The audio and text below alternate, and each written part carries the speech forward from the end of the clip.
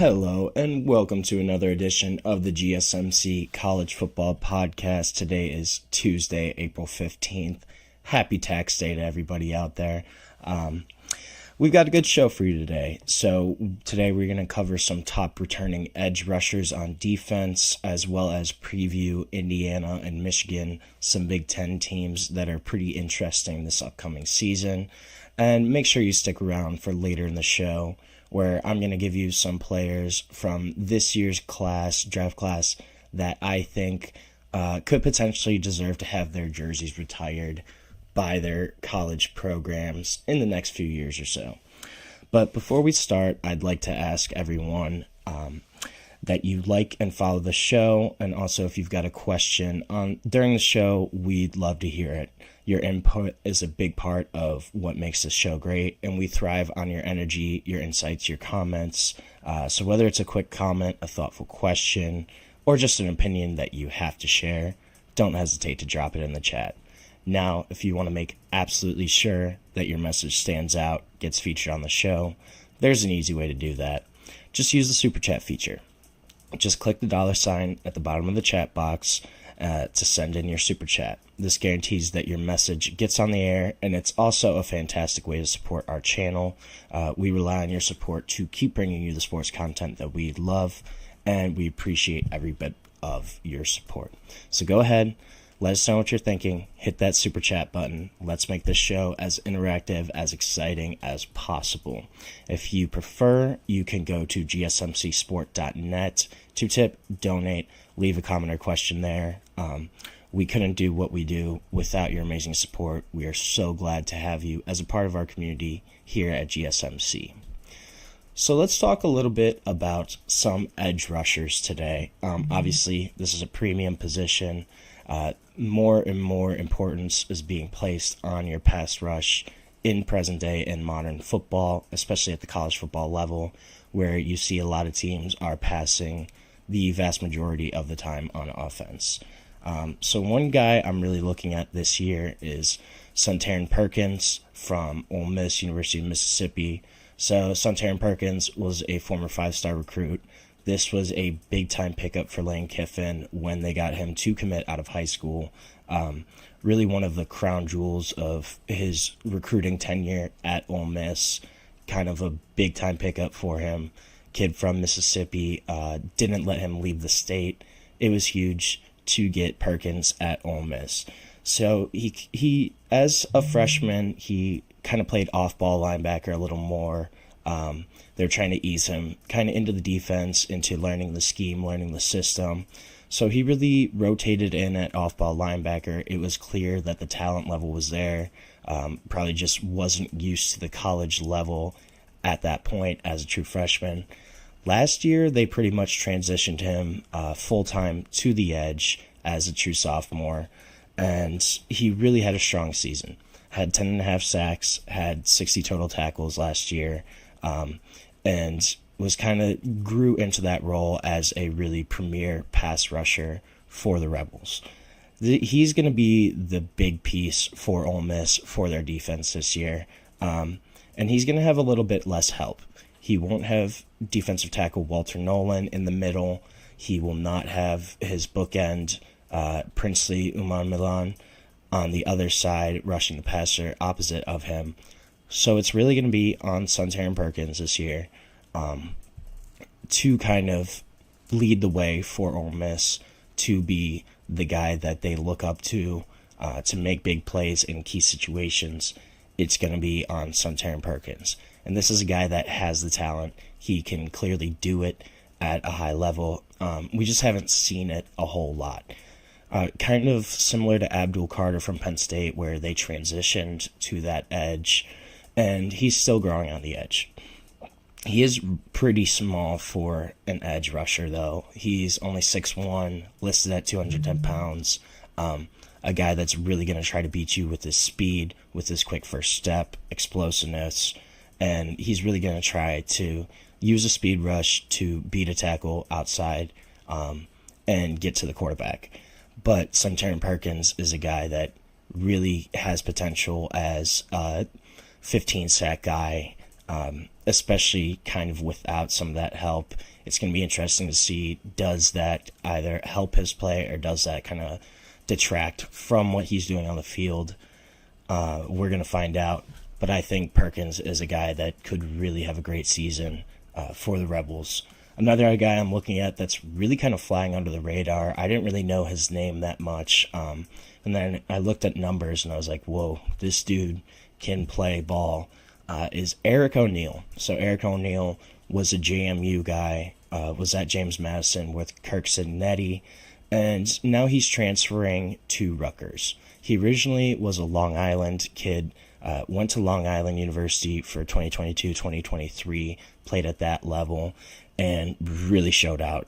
During that time, he had 45.5 tackles for loss in those 2 seasons, really showcasing his ability to get in the backfield, to put pressure on a quarterback, on an opposing rushing attack as well. And he was also the Conference Player of the Year in 2023 for Long Island. This is a guy that can do it.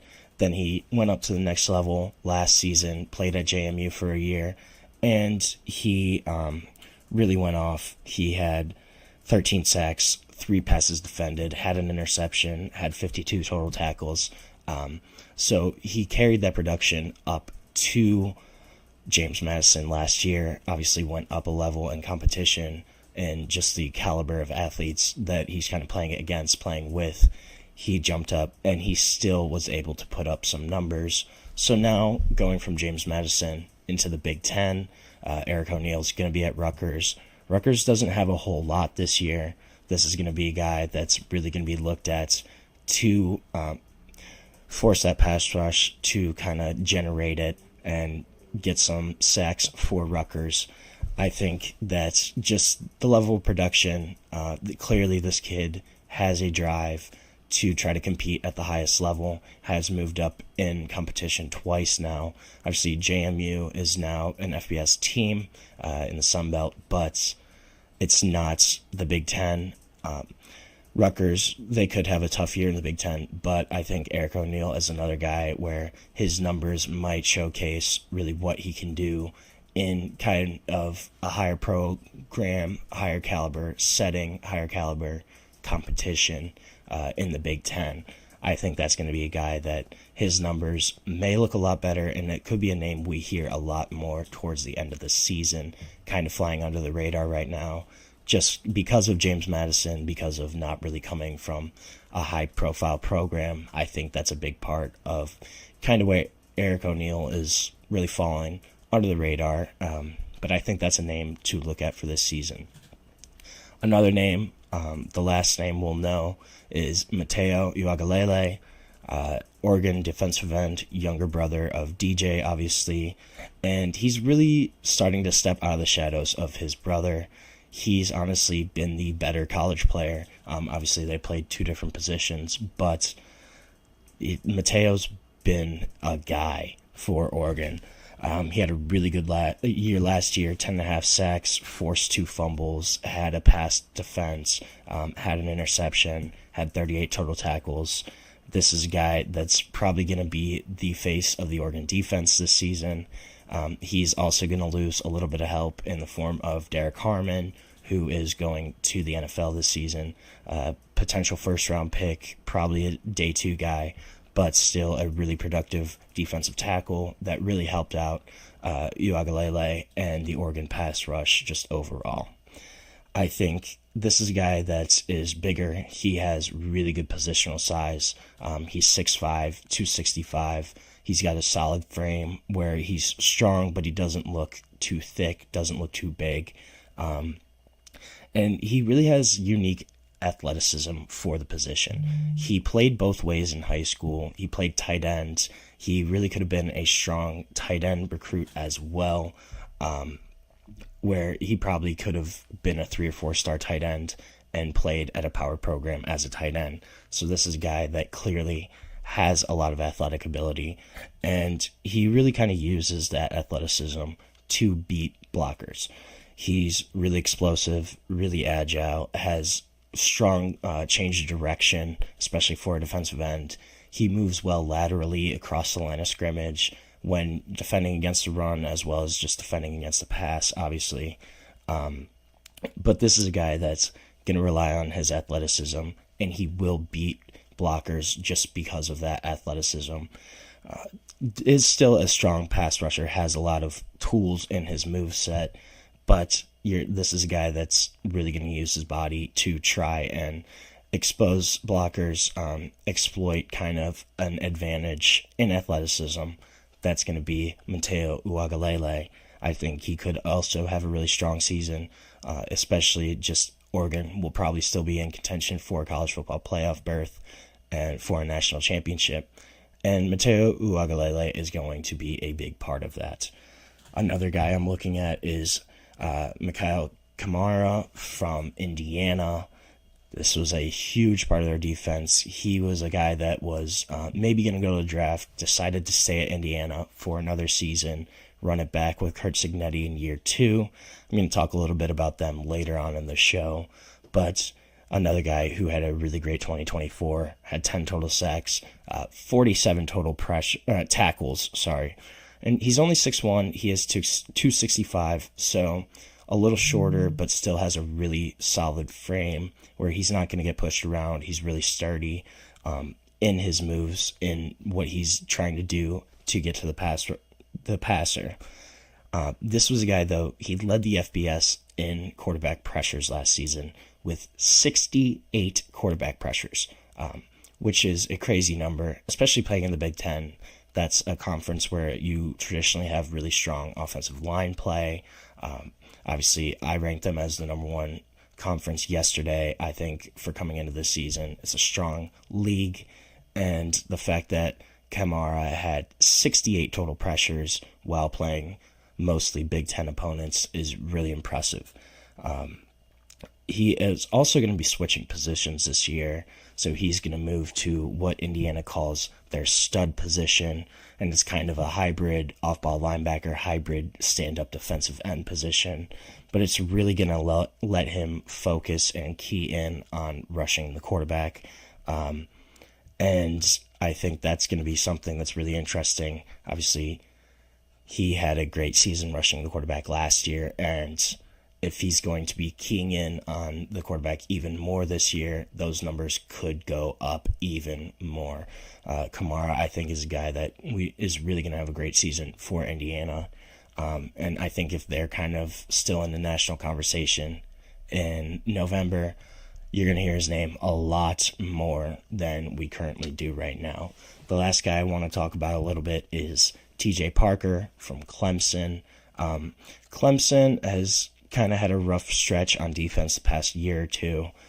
I think they finished 69th last year in total defense. Obviously not where they want to be if they're trying to compete for a national championship, for a college football playoff berth. He was a big pickup for them in 2023. This was a high 4-star, one of the guys that were really kind of bookending that recruiting class for Clemson. He's mostly a stand-up pass rusher. He's got a really strong natural bend. He's able to get around and kind of bend around tackles really easily. That's kind of his big calling card as a pass rusher. He's also just really well-rounded. He's got a lot of speed movesets, obviously, just with that bend, but he can also use his hands. He's got a lot of power sets as well, and he kind of switches it up to beat blockers, which is a big thing for his success. I think he's also really smooth just in his movement. He moves well.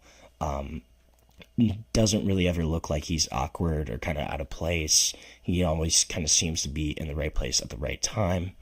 And again, had a strong 2024, 11 sacks last season, 57 total tackles. And then I think the big number for TJ Parker is that he forced 6 fumbles last season, which that's a really big number. 6 forced fumbles. I'm not sure how many Clemson actually recovered. I did not look that up. But the fact that TJ Parker's forcing 6 fumbles off of the edge is really impressive, and kind of shows how he uses his hands really well, is able to get to the quarterback and just kind of get that ball out of there. That's a really impressive skill that not a lot of guys can do at a high level and can do it consistently. but TJ Parker clearly can. And I think that's something that's really key to what makes him a good pass rusher, a strong pass rusher, is just his ability to kind of use his hands and get the ball out of the quarterback's hand, the running back, whoever it is. But 6 forced fumbles on the season last year for TJ Parker, that's a really big number. And if he kind of keeps that up, he could be even higher in this conversation for edge rushers that are returning. So now we're going to take our first break of the show. And when we come back, we're going to talk a little bit about Max Crosby, Eastern Michigan, and kind of his new role there. So stay with us, and we will be back shortly on the GSMC College Football Podcast. I feel like I'm losing my mind. Is everybody in the world blind? Please, Lord, give me a sign, a sign. I feel like I'm losing my mind. Is everybody in the world blind?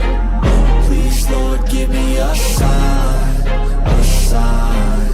I wanna be the greatest. Everybody on the fake shit. I look around and feel like everybody is the fakest. I make this every day and I'm impatient, hoping one day I blow up from the basement. Statement, the top is so vacant. I don't hear shit that I think is amazing. Waiting for my day when I'm playing sold out shows for 1,000 faces. Hey, give me that crown, get in my way and to be put down. It ain't your place, all this my town. If I want that shit, then I'll get it right now. I'm losing it, the noose it fits. I'm losing shit, a stupid myth. You choose to live or choose to dip. You choose to fight or lose your grip and lose a gift. I feel like I'm losing my mind. Is everybody in the world blind? Please, Lord, give me a sign, a sign. I feel like I'm losing my mind. Is everybody in the world blind?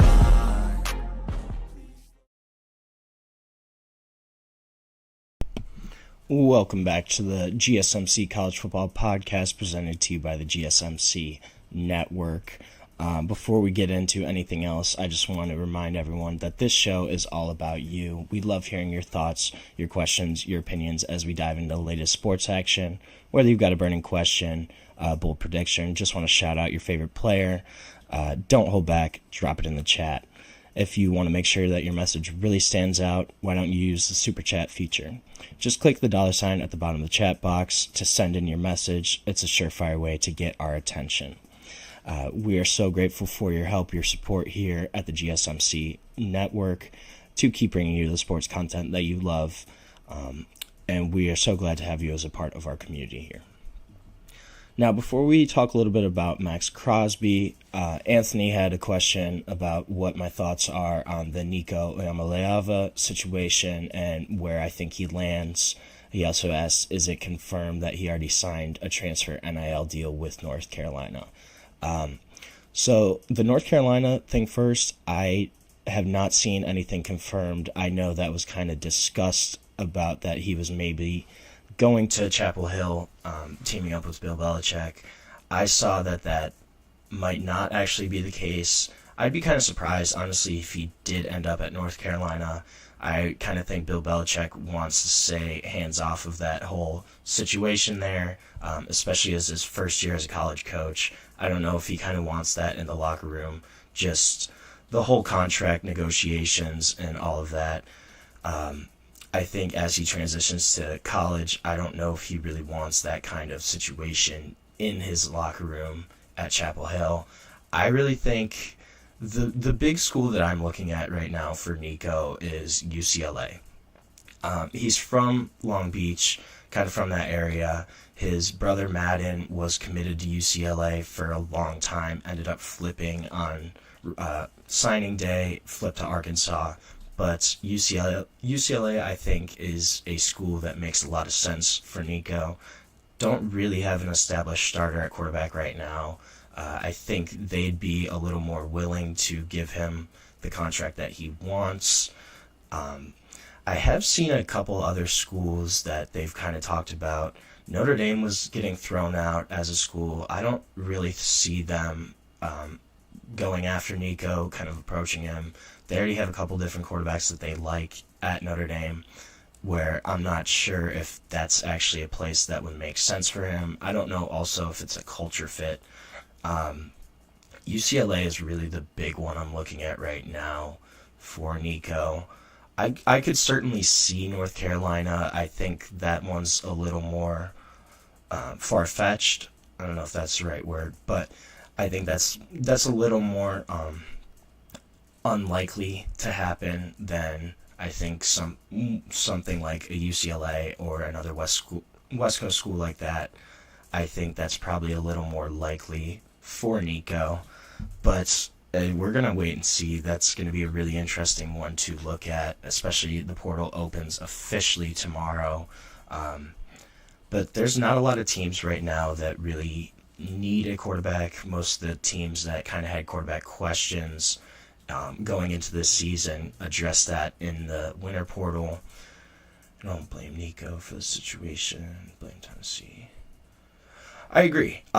Yeah, they set the precedent, so they can't really blame themselves, or they can't really blame Nico for kind of asking for more money. They are the program that kind of set this whole thing in motion. They gave him that $8 million deal before he even stepped on campus in Knoxville.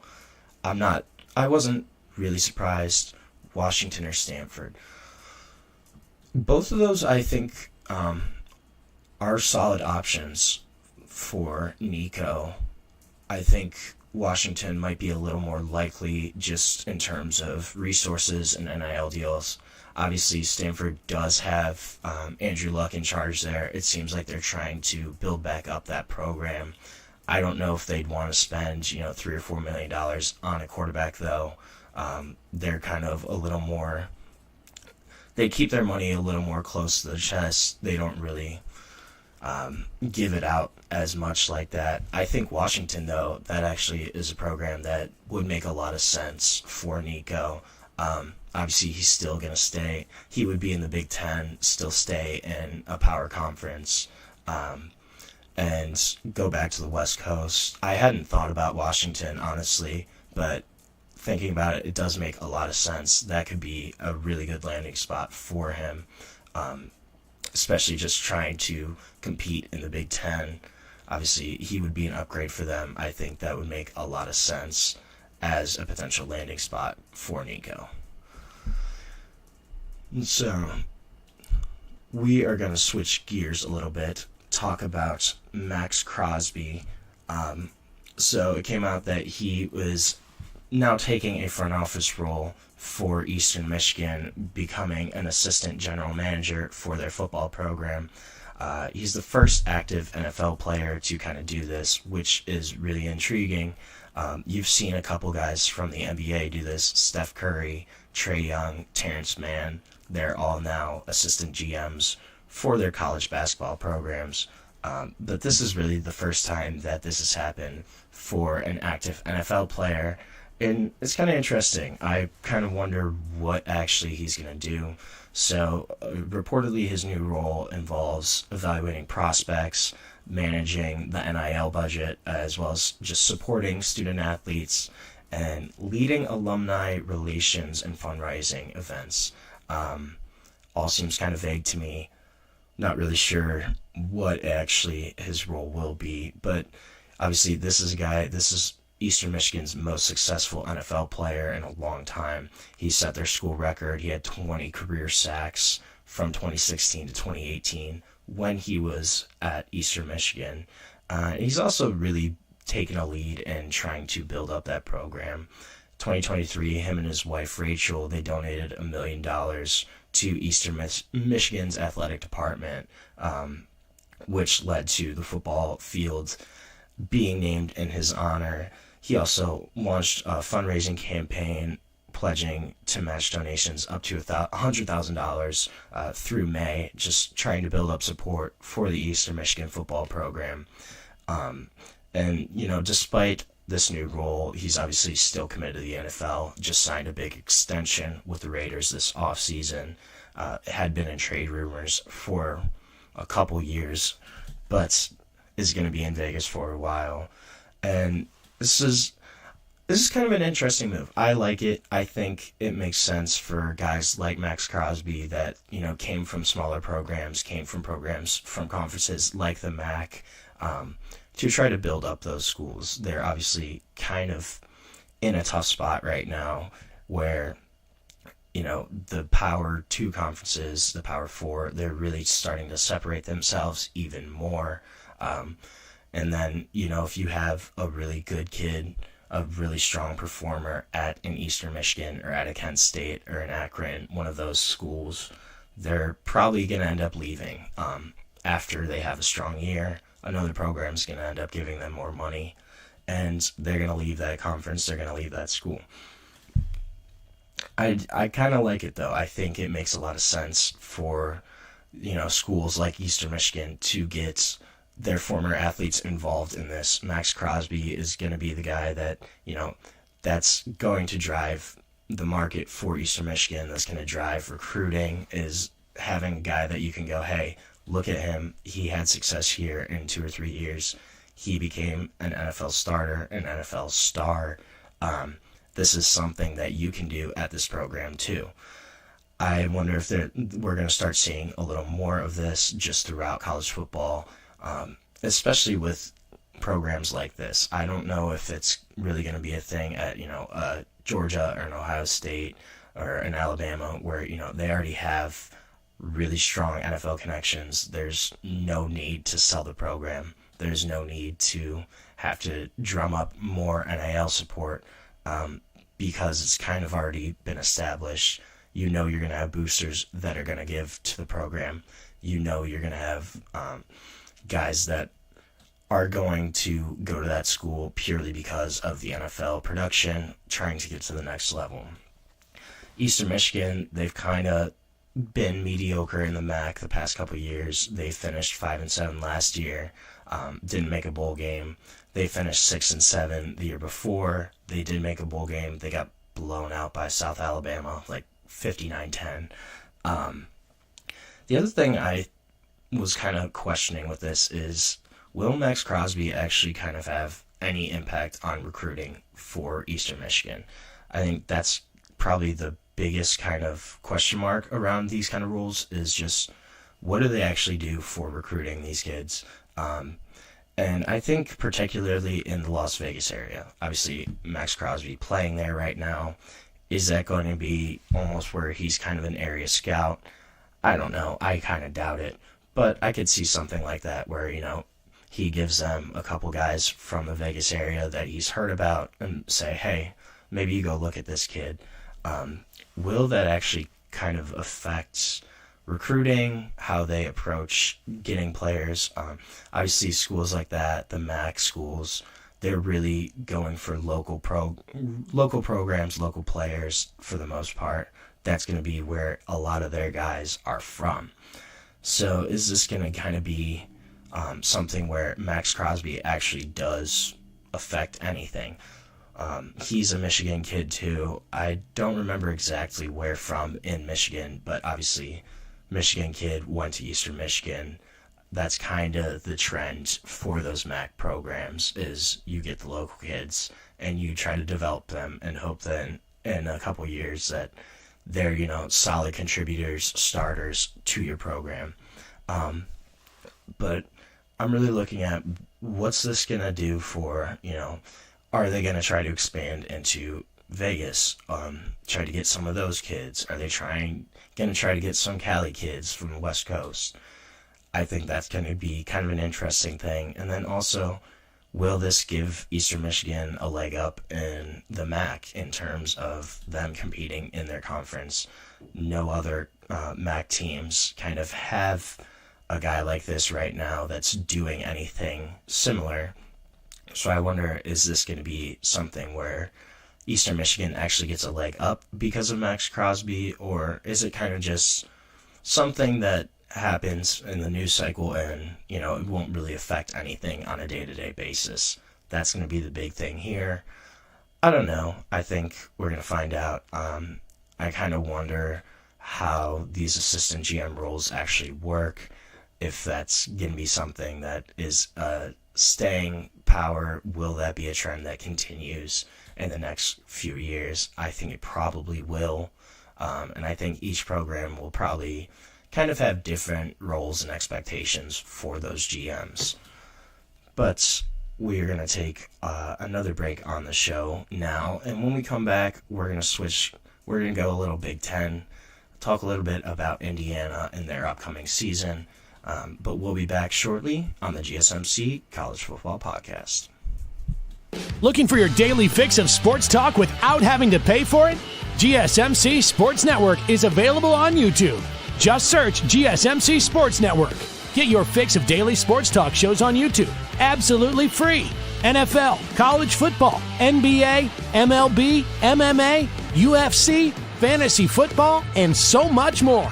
GSMC Sports Network has shows running all day long, with new sports shows starting every 2 hours. Just like on your favorite cable sports channel, except GSMC Sports Network is absolutely free. Just search GSMC Sports Network on YouTube to catch one of your new favorite shows, like the GSMC College Football Podcast, Chip Shot Football Podcast, Hoops and Heels Women's Sports Podcast, GSMC Basketball Podcast, and so many more. Check it out for yourself. GSMC Sports Network, now available on YouTube absolutely free. Search GSMC Sports Network on YouTube right now.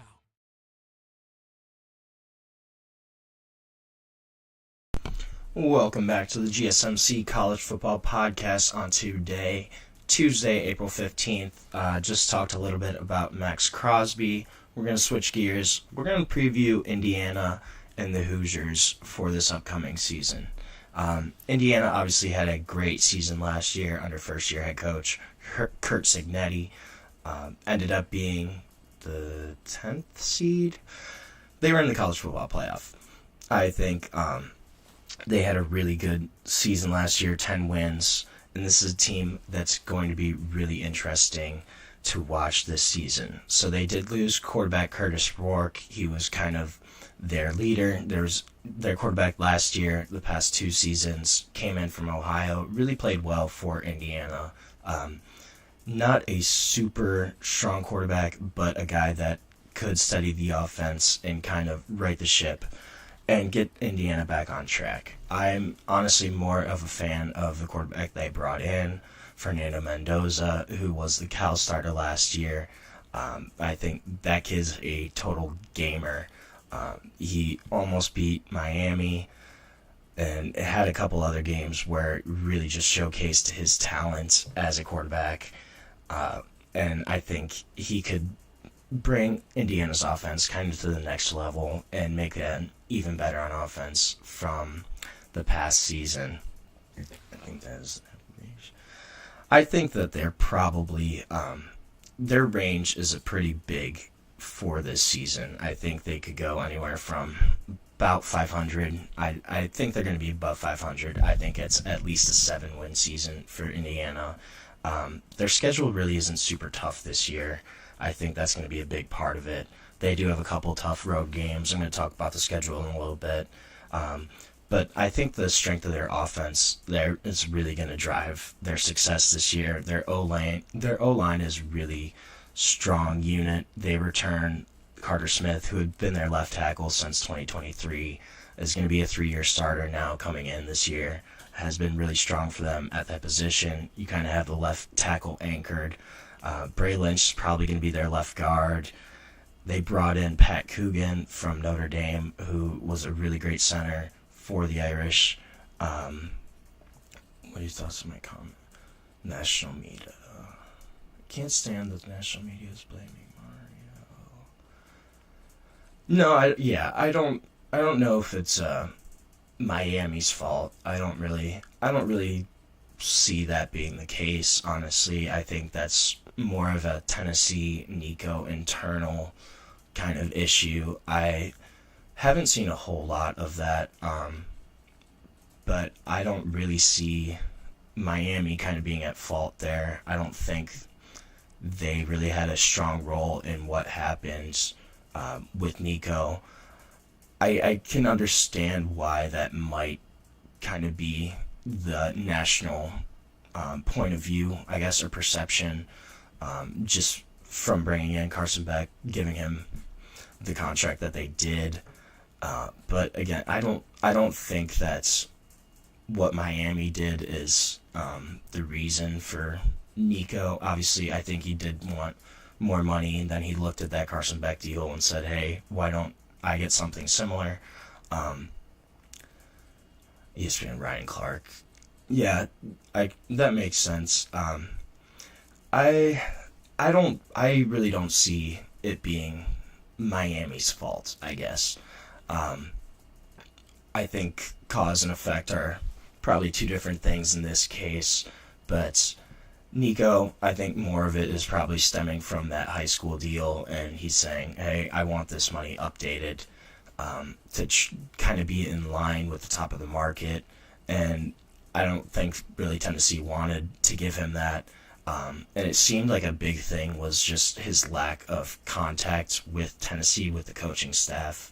He basically just ghosted them on Friday, on Thursday night. They hadn't really heard from him. I think that was more of just kind of why he's really gone now at Tennessee. I think there's no route back for him at Tennessee. But I wouldn't place the blame on Miami on kind of what happened there. Miami was just trying to fill a hole at their quarterback position. And I don't really think that you can blame them for kind of what's happening at Knoxville. From my point of view, I could see the argument, but personally I don't really agree with that point of view. I think that's kind of a little bit separate. Obviously, the issue of NIL, quarterback contracts, it's all kind of tied together, but I think what happened at Miami is different from the situation at Tennessee, to where I don't know if it's really kind of what happened at Miami caused, essentially, Nico leaving Tennessee. I don't know if that's the case there. But, so, I think Indiana, though, they're going to be a good team this year. I think they're going to be better than people expect. Their floor, I believe, is higher than it used to be in previous circumstances, where I think their O-line, their offense is really going to be a big strength for them this season. They return Elijah Surratt, E.J. Williams at wide receiver. Elijah Surratt had a top 10 year as a wide receiver this past season. Excuse me, sorry. For the Hoosiers, where he's going to give Fernando Mendoza a really strong target to fall back on. And I think the wide receivers are going to be a position where they will help out their quarterback. They will not hurt their quarterback this year for Indiana.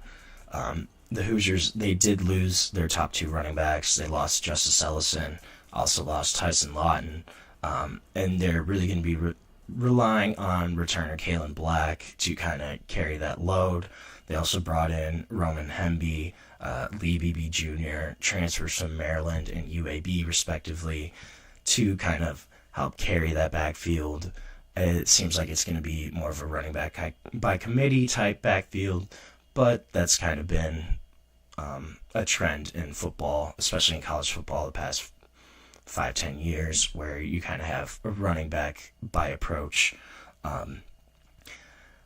Defense is going to be interesting for them. The D line is a little more shaky. They lost C.J. West, James Carpenter, Linnell Carr Jr., lost a couple other guys. So that's really going to be a big question mark for them. They do return Mikhail Kamara. That's going to be the big guy for them on defense. Obviously, I previewed him in my top edge rushers. But then there's also going to be transfers. Jose Wheeler, as well as Dominique Ratcliffe. Those are going to be names to watch for Indiana on the D-line. Big bodies, they brought them in at D-tackle. One of those two guys is probably going to start. They're both going to play a lot for the Hoosiers.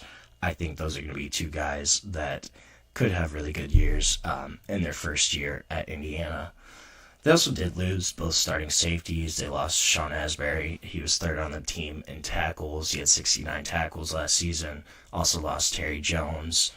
They did bring in some transfers in the secondary as well, brought in Devin Boykin, Lewis Moore. Lewis Moore was interesting. He was a community college guy, went to Indiana for a couple years, then transferred to Ole Miss last year.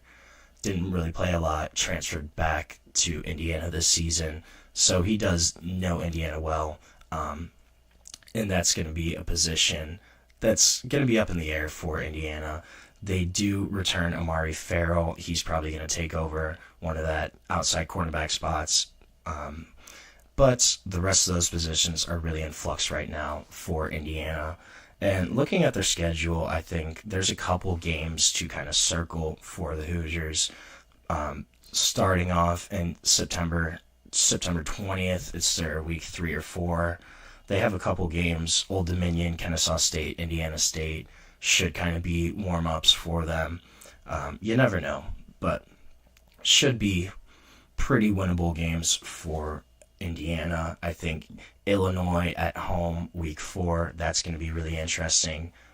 Illinois is another team that's been pretty strong in the past few years, but I think if Indiana wins that, then they're going 4-0 into Iowa, which again, that's going to be a tough place to play. Iowa's always a hard place to play, and they're always a pretty strong team. Besides that, then, I think the Oregon game is going to be key for them. They do have to play at Eugene, at Autzen Stadium in October, as well as playing at Happy Valley, which is going to be another tough game. But I think Oregon, Penn State, and the Illinois game are going to be the games to circle for Indiana. It's certainly possible, though, that they lose that Iowa game, possibly maybe lose against Maryland.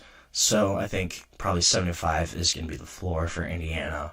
But this is a team that, if everything kind of breaks right, I think they can win 10, 11 games again this next season and potentially be in the college football playoff. So Indiana going to be another team to watch that might be kind of fun again this year. Obviously more of a basketball school traditionally, but they've been playing some pretty good football. So we are going to take another break on our show, and then when we come back, we are going to talk about another Big Ten team. We're going to switch gears, talk about Michigan a little bit, and kind of what their season looks like. But we'll be back shortly on the GSMC College Football Podcast.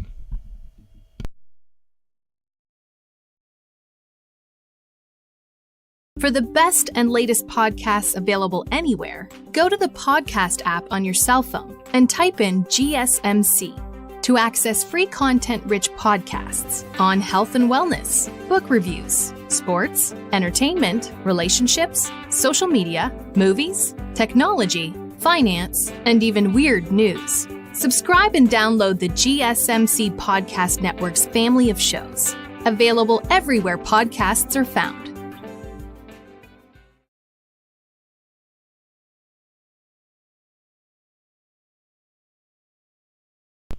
Welcome back to the GSMC College Football Podcast. Just talked a little bit about the Indiana Hoosiers. We're going to go up north, and we're going to talk a little bit about the Michigan Wolverines and kind of what their season might look like. They really had an interesting 2024 season. It was kind of strange. They were 500 for most of the year, really struggled on offense, but they did end on a really high note. They went into Columbus, beat Ohio State in the shoe, then played Alabama in the ReliaQuest Bowl. Alabama almost got into the college football playoff this year. Didn't have a great season for Alabama standards, but but Alabama still had a really good season. Michigan, though, were able to beat them in the ReliaQuest Bowl and have some momentum coming into this season. So the quarterback situation, again, that's going to be the big talking point around Michigan this year, but it should be much improved. They finally have Bryce Underwood in town, number 1 quarterback, number 1 overall prospect in the 2025 class. Belleville, Michigan kid, was committed to LSU for a long time. They were able to kind of lure him away with a double-digit NIL package. So Bryce Underwood's there. Obviously, that's going to be your quarterback of the future. The question is, will he start right away? The other name is going to be Mikey Keene. Mikey Keene was brought in from Fresno State, also was at UCF for a few years. But even if Mikey Keene starts, he still should be an upgrade over the guys they had last season. He completed 70% of his passes last year, threw for 2,900 passing yards, had 18 touchdowns.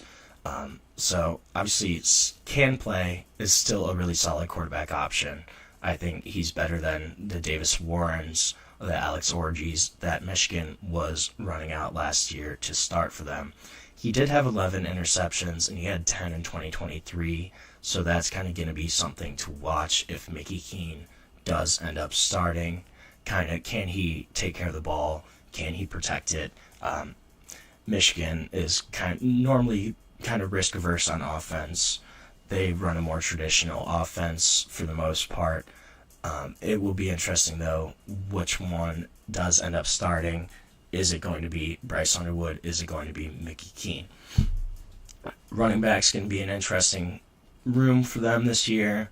Donovan Edwards is gone, but they do return Justice Haynes, Jordan Marshall. Those are going to be your big two guys.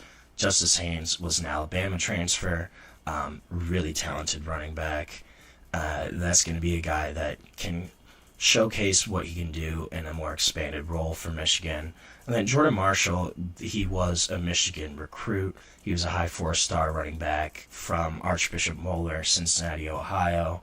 And he kind of showed out at the end of the year, was the MVP of the ReliaQuest game, had 100 rushing yards during that bowl game, kind of showcased what he can do, and potentially have a bigger role for the offense this season. Wideout, again, is going to be a big question mark for Michigan. Samaj Morgan, Kendrick Bell, they're probably going to have first shot at starting. They're probably going to have the most amount of opportunities, but there's 5 or 6 guys kind of all in the mix for playing time at wide receiver for Michigan. There's nobody's really stood out so far, and that's going to be probably a question mark throughout the season, where we don't really know who Michigan's number 1 wide receiver is going to be. Tight end is also obviously going to be concerned. They're losing Colson Loveland, all Big Ten tight end, probably going to be a top 20 pick in the NFL draft this year. That's going to be a big loss for them. Security blanket across the middle as a tight end. He was really a key part of their offense when they actually looked like they were clicking. Colson Loveland was normally a big part of that. Offensive line is also kind of a question mark right now for them. Most likely it's going to be shuffled throughout the season. Giovanni El Hadi, he's probably going to play left guard for them. They brought in Cal Poly transfer Brady Norton. He's going to fight for a spot, probably at right tackle, but still kind of a question mark on where he might actually end up. And then another guy, Nathan Afobe, he's really emerged as a potential option at right guard for Michigan. Had a really solid spring so far, kind of showcasing what he can do in a starting role on that offensive line. D-line is also going to be a big spot of turnover for Michigan. Michigan is losing probably top 5 pick Mason Graham, as well as Kenneth Grant, who's a day 2 guy, and Josiah Stewart, who was their top pass rusher last season. They're all gone. So it's probably going to be more of a committee approach this season. Rayshawn Benny, that's going to be the big name to kind of watch here. He looks like he could be a breakout guy for Michigan on that D-line, has kind of been in line the past couple seasons to take that role over when those guys leave. Obviously, that time is now. They also brought in a couple transfers, Trey Williams, Damon Payne. Those guys also came in from Clemson and Alabama, respectively. But they bring a lot more size, a little more versatility kind of into that D-line group.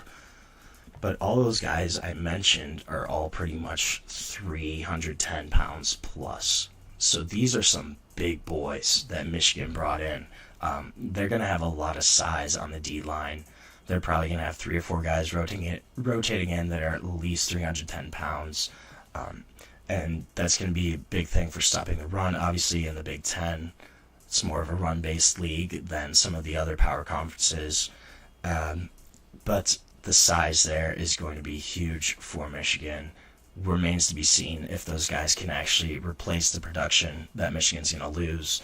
Obviously, Mason Graham had a historic career at Michigan.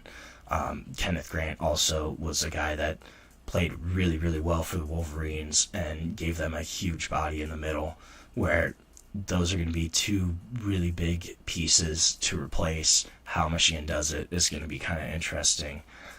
Then at linebacker, Michigan normally has pretty strong linebackers. The headliners here, Jayshon Barham, Ernest Hausman, those are the 2 big names to look at for Michigan. Barham started all 13 games last year for Michigan. He transferred in. I forget where his previous school was, but transferred in from Maryland. I had it, actually. Transferred in from Maryland, started all 13 games. Should be a little more comfortable in year 2 at Michigan in that defense. And then Ernest Hausman, according to linebackers coach Brian Jean-Marie, Hausman has been kind of the unquestioned team leader for Michigan, really taking over that vocal leadership role that you see a lot of times linebackers do kind of end up taking that on. Just kind of how their personalities are. A lot of times you have linebackers take over as the vocal leader of a group, especially of a defensive unit. Nathaniel Owusu-Boateng is an early enrollee. That's another guy to look out for. That could potentially play early on in his Michigan career. Really highly regarded recruit for the Wolverines. That's going to be a kid that could play early on just from his skill set. He has reportedly looked really good in the spring already, and that's going to be a big thing for Michigan. Secondary also has a ton of losses for the Wolverines. Will Johnson, Quentin Johnson, Makari Page, they're all gone. All starters past few years for them. Had a ton of experience there. Zeke Berry, Jair Hill, those are the only returning starters for Michigan. Berry in particular, he really had an up and down 2024. Obviously, he played a lot, but he kind of got picked on he struggled with double moves, struggled with some of the more experienced wide receivers in the Big Ten, just in their savviness, I guess. He kind of had a tough go, but he's most likely going to get another shot. Michigan is going to give him more opportunities, especially coming in, having another year under his belt. Cornerback is a really tough position to play if you're not playing all the time, or if you are young especially. It's a tough position to learn. There's a lot of nuance to it. But Barry will get more time. He'll get more experience. He's going to get another shot to kind of show what he can do. Another name there is Rod Moore. He's probably going to either play the nickel or one of the safety spots for them. Missed all this past season, had a torn ACL, so didn't play in 2024. But coming back for this season, should probably lock up one of those spots. If he doesn't, he'll definitely still play a good chunk of the time for Michigan. Looking at their schedule then, I think week 2 is going to be a big matchup for them. They have to go to Norman, Oklahoma, play the Sooners. Obviously, the Sooners struggled last year, just overall, especially in SEC play. But they brought in new quarterback, new offensive coordinator. Not really sure how they're going to be this year, but that's going to be a tough game for Michigan, having to go to Norman and play them week 2. I think that's probably going to be a really tough one for them. Nebraska going to play at Nebraska in week 4, September 20th. That's also going to be a game that I'm going to watch for Michigan, just having to play Dylan Raiola. Nebraska, they could be improved, especially Raiola coming into that second year as a starter. They also have to go play at USC. I'm not a huge believer in USC's talents this year, but Still going to be a tough game on the road, having to switch time zones. And it's going to be a tough one for Michigan, I think, having to go on the road and play USC, especially if USC has any type of momentum at that time in the season. They do get Ohio State at home this year. That's going to be big for them. If they're able to keep their streak rolling against Ohio State, that would be a huge statement win for Michigan and for their season. So now we're going to take our last break of the show. When we come back, we're going to talk a little bit about Travis Hunter, Shedeur Sanders. Their jerseys are being retired. I'm going to talk a little bit about guys from this draft class that I think could potentially have their jerseys retired down the line. But stick with us. We'll be back shortly on the GSMC College Football Podcast.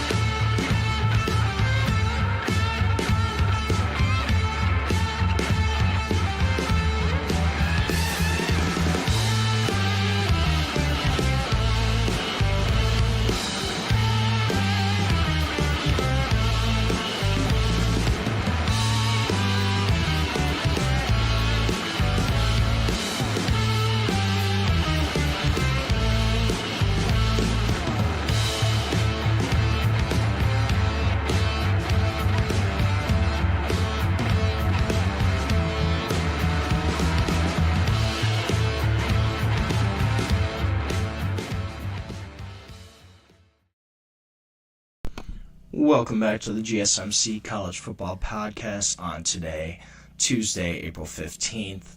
Just talked a little bit about a few Big Ten teams. We're going to have a little fun here, though. We're going to talk about some guys that I think could have their numbers retired from this year's draft class, the 2025 draft class. Came out that Shedeur Sanders and Travis Hunter are both going to have their numbers retired by Colorado. I thought that was kind of interesting. I do have Travis Hunter on my list of guys who could potentially have their jerseys retired. Obviously, he is going to have his retired, so that's not a question mark anymore. But I think of those two guys, Travis Hunter makes a lot more sense to have his number retired.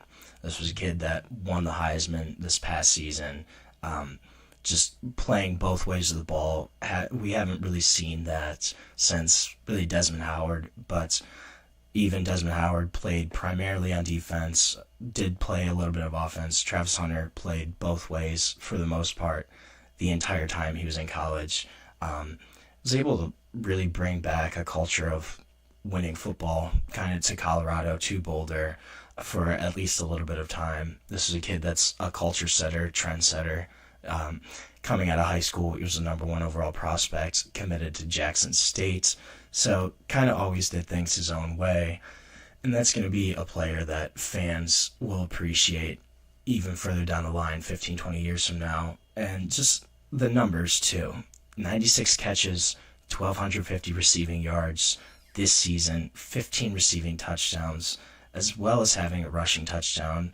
And then he also had 35 tackles, had 4 interceptions, forced 1 fumble, elite production on both sides of the ball, and just, I think, kind of the whole name, I guess, just what Travis Hunter brings to a program. I think that's going to be a guy that his college career is really looked on favorably.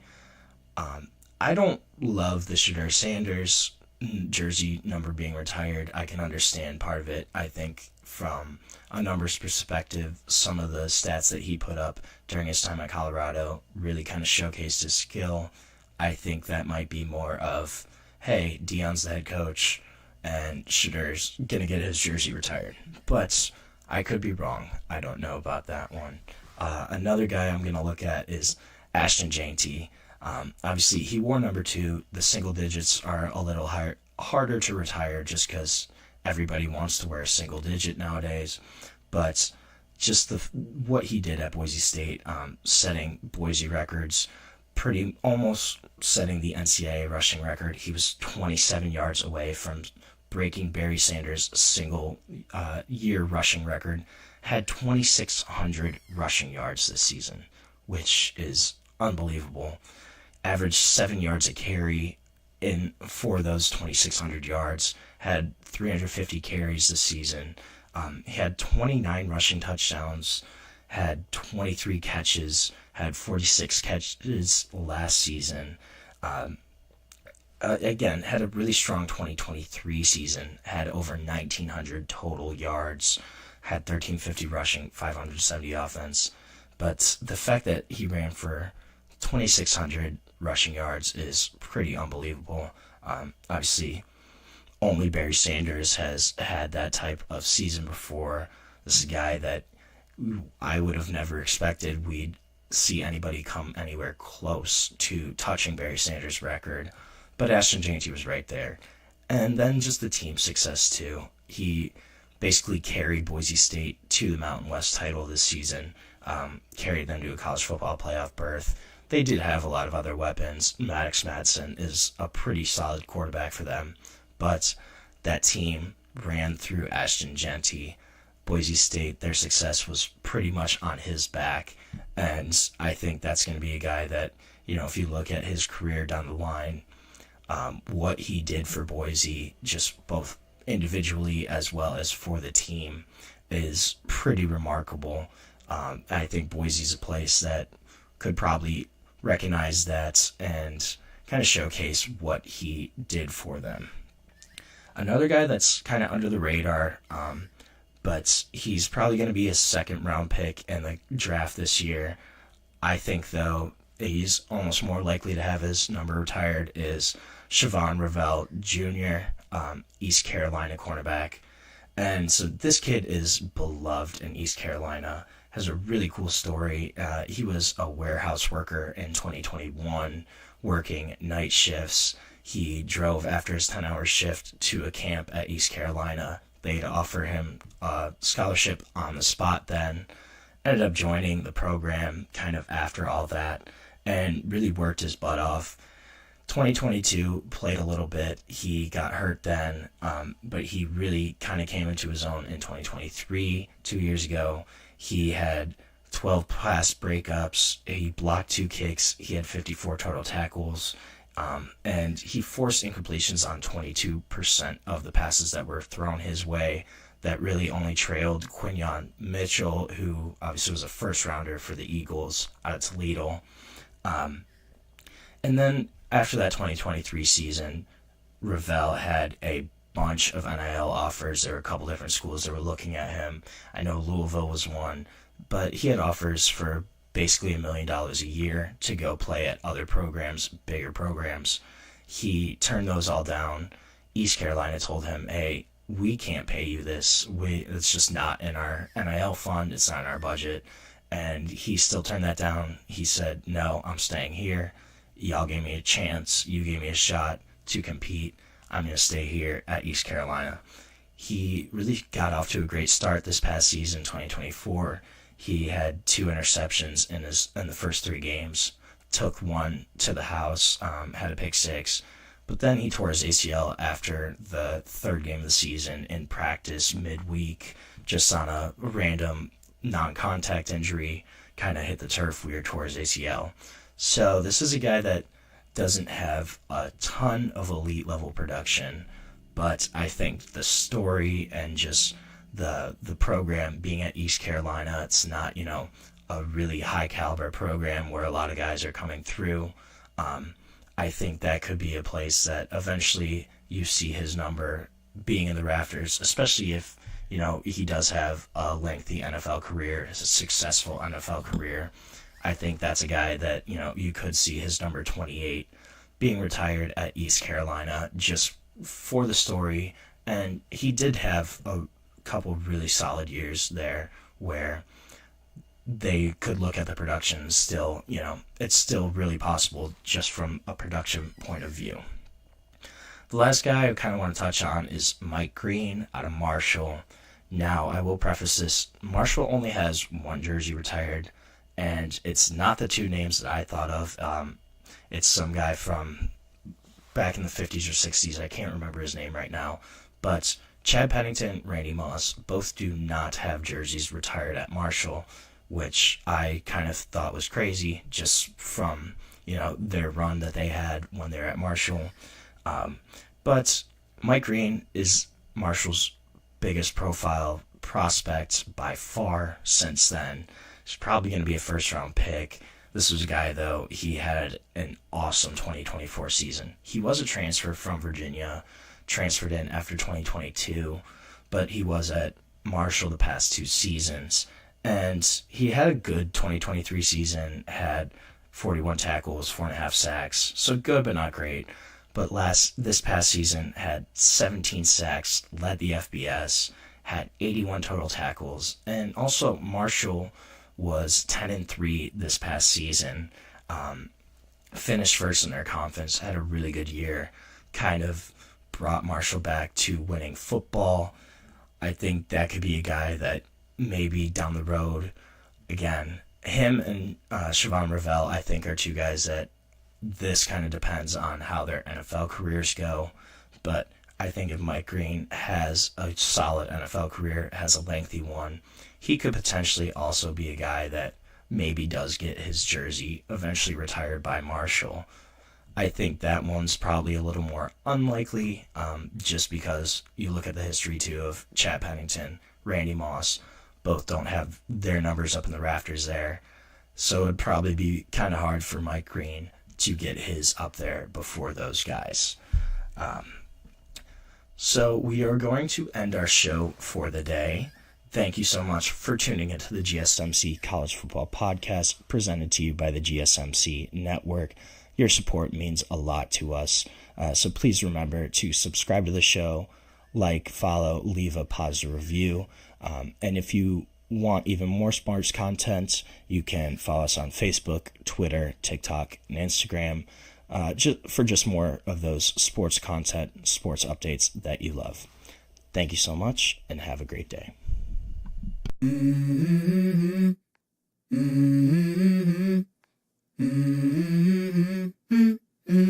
Let's go. I wake up to a little bit of drool on my pillow, feel like it's gonna be a bad day. Yeah, I'm tired of shit, and the coffee ain't hit yet, damn, ain't that great.